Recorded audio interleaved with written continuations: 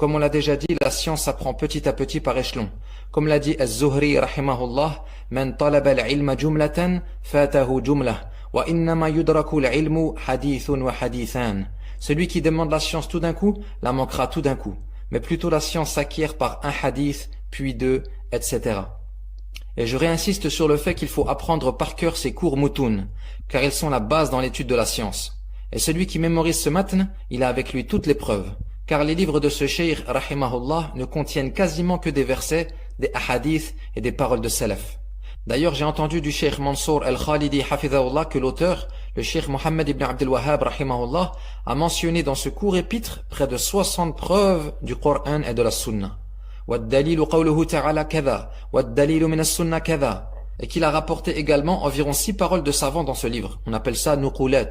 قال الشافعي قال البخاري قال ابن كثير قال البغوي قال ابن القيم. Et comme a dit le cheikh Derosh al-Ajmi hafidhahullah, fait partie de la loyauté envers ton cheikh que s'il te fait profiter d'une faïda, tu lui attribues cette faïda lorsque tu la répètes. Il y a des fawaïd ya ikhwa qui sont rares et durs à trouver. Et peut-être que le cheikh de qui tu l'as entendu l'a sorti du fin fond d'un livre d'une mektaba après une recherche éprouvante. Eh bien, fait partie du adab de reconnaître son mérite en lui attribuant cette faïda. Par exemple, la faïda que je viens de vous citer du cheikh Mansour al-Khalidi, je ne l'avais jamais entendue alors que j'ai lu ou écouté au moins une vingtaine d'explications de ce livre. Donc il se peut que c'est lui-même qui a pris la peine de compter toutes les adillas et toutes les nuqulat du livre. Wallahu a'lam.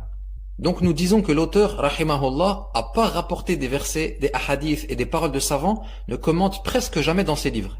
Mais par contre, s'il commente, sors ton stabilo et surligne car c'est pour te donner une faïda qui vaut son pesant d'or, incha'Allah. Donc nasiha numéro 1, il faut apprendre ce matn. Et même comme ça, si un jour par exemple l'imam de ta mosquée s'absente au dernier moment pour khutbat al-Jumu'ah et qu'on te met en avant pour prendre sa place, pas le temps de préparer un sermon ni rien, eh ben tu montes sur le minbar et tu récites thalathatul usul que tu as mémorisé par cœur, wa fiha baraka incha'Allah.